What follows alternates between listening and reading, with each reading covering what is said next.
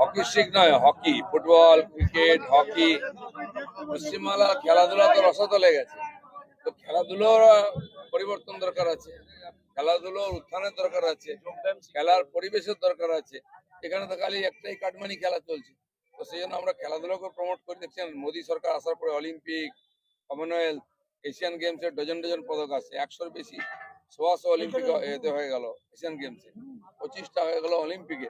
তো এই যে এত বাড়ছে, তার কারণে আমরা প্রমোট করতে চাই খেলাধুলো, সব ধরনের খেলাধুলা প্রমোট চাই।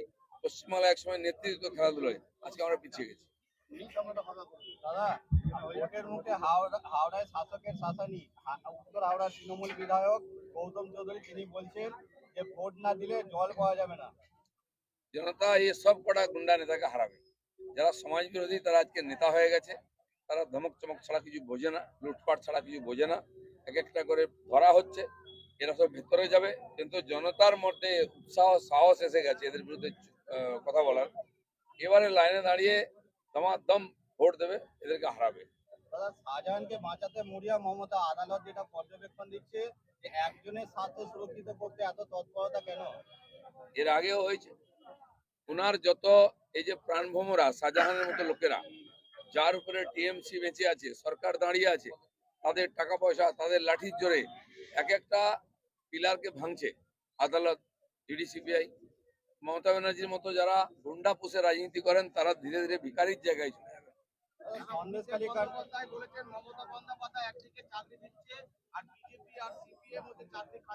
চাকরি দিচ্ছে না নয়, টাকা নিচ্ছে।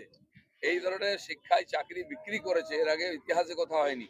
মমতা ব্যানার্জি চাকরি বিক্রি করেন, নরেন্দ্র মোদী চাকরি বিলিয়ে দেয়, রোজগার মেলা করে চাকরি দিয়েছিল। দাদা, আপনাকে দেখা যায় ক্রিকেট খেলতে, আজকে দেখছি জেলা সভাপতি আউট, শ্যামল ব্যাট করে নেমেছে, কি বলবেন? আমাদের অনেক অনেক খেলোয়াড় আছে, এটা কোনো পার্টির প্রোগ্রাম নয়, এটা দিলীপ ঘোষের প্রোগ্রাম, চা চক্রের দিলীপ। এখানে টিএমসি, সিপিএম, কংগ্রেস সবাই আছে, সমাজের সব লোক আছে, সবাই আসবে। এখানে জেলা প্রেসিডেন্ট বা রাজ্য সভাপতির কোনো ব্যাপার না, দিলীপ ঘোষের নিজস্ব ব্র্যান্ডেড। প্রধানমন্ত্রী সবার মাঠের সমস্যা কি মিটলো? হচ্ছে, মাঠ তো ওরা দেবে না বলেছে, আমরা তবু গেছিলাম দেখতে, কেন দেবে না। এর হিসাব কিতাব পরে দেখবো আমরা। আরো একটা বড় মাঠ আছে, সাইয়ের মাঠ, ওটাও পরিষ্কার পরিচ্ছন্ন করা হচ্ছে, সম্ভবত ওখানেই হবে। তো কোথায় পার্টি অফিসে বসে আছে? রাস্তায় বসে আছে। আমাদের পার্টির নেতারা রাস্তায় বসে, দিলীপ ঘোষ রাস্তায় বসে।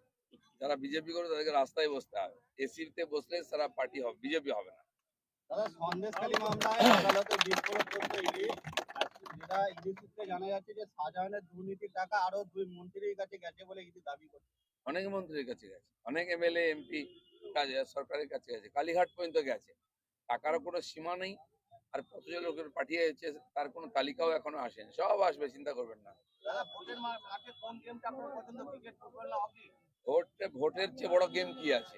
সেই গেমটাও বর্ধমান দেখবে। সংখ্যালঘু ভোট ভাগের আশঙ্কা, ইন্ডিয়া জোটেরই 2 শরিক সিপিএম এবং কংগ্রেসকে কার্যত তুলোধনা করছেন মমতা বন্দ্যোপাধ্যায়। এখন ওনারা সংখ্যালঘু ভোট নিয়ে ভাবুন, আমরা সংখ্যালঘুদের নিয়ে ভাবছি। মোদীজি ভেবেছেন, তাদের বাড়ি করে দিয়েছেন, শৌচালয় দিচ্ছেন, গ্যাস দিয়েছেন, বাড়ির সামনে জল দিচ্ছেন, রাস্তা দিচ্ছেন, ছেলে মেয়েদের পড়ার জন্য স্টাইপেন্ড দিচ্ছেন। মমতা ব্যানার্জি এই সমস্ত লুট করছেন। কংগ্রেস, সিপিএম এই সংখ্যালঘুদেরকেও এইভাবে ইউজ করেছে, ক্রিমিনাল বানিয়েছে, ভোটার বানিয়ে রেখেছে। তারা ওদেরকে তালাক দিয়ে দিচ্ছেন। এবার দিদির সঙ্গে সেই একই ঘটনা ঘটবে। সমস্ত ভারতবর্ষের মুসলমান, খ্রিস্টান, যত সংখ্যালঘু আছেন, তারা আজকে পিছিয়ে থাকা গরিব এই জন্য যে তাদেরকে ভোটার করে রাখা হয়েছে, তাদের জন্য কিচ্ছু করা হয়নি। তারা বুঝতে পেরেছেন মোদি হ্যায় তো মুমকিন হ্যায়, এবার পদ্ম ফুলে আছেন। দাদা, অভিষেক বন্দ্যোপাধ্যায় বলছেন যে আমরা চাকরি দিচ্ছি, সিপিএম আর বিজেপি দুজনা মিলে চাকরি খেয়ে দিচ্ছে। কে চাকরি খেয়েছে সবাই জানে, চাকরির টাকা কে খেয়েছে সবাই জানে। পেটের থেকে বার করবে এবার ইডি। দাদা, ভোটের ট্র্যাকে দৌড়াচ্ছেন, কীর্তি আজাদ এখন কোথায় আছেন? সেটা তো আমি বলতে পারবো না। যাদের নেতা তারাই বা কোথায় আছে, টিএমসিটা ভাই কোথায় আছে? বর্তমানে একটু টিএমসি আছে বোঝাবার জন্য আমরা যখন যাই, আমার রোড শো হলে পার্টি অফিসের ভিতর থেকে go back go back go back. এরকম ভয় পাওয়ার কি আছে?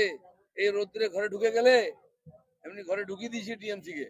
ভোটের আগে আর দেখতে পাবেন না, শীত ঘুমে চলে যাবে। চলো চা খাও।